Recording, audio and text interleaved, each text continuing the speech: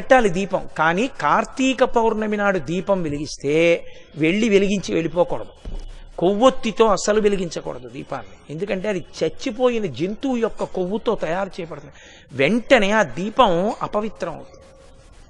కాబట్టి కొవ్వొత్తులతో వెలిగించకూడదు, అగ్గిపుల్లతో వెలిగించకూడదు. కార్తీక పౌర్ణమి నాడు సుగంధమైనటువంటి దాంతో, అంటే అగరుపుల్ల వెలిగించుకుని అగరపుల్లతో దీపాన్ని వెలిగించుకోవాలి. వెలిగించి వదిలేయకూడదు.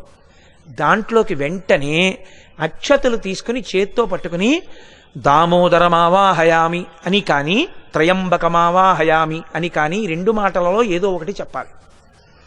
అంటే దామోదరుణ్ణి కానీ త్రయంబకుణ్ణి కానీ దీపం మీదకి ఆహ్వానం చెయ్యాలి. ఎక్కడైనా చెత్త ఉండిపోయినా కూడా రేపు లౌకికాగ్నితో వెలిగించకూడదు. ఈ ఆవాహన చేయబడిన దీపంతో వెలిగించి ఆ దీపం దగ్గర నిలబడి ఒక మాట చెప్పాలి అందరు. కీటాహ పతంగాహ మశక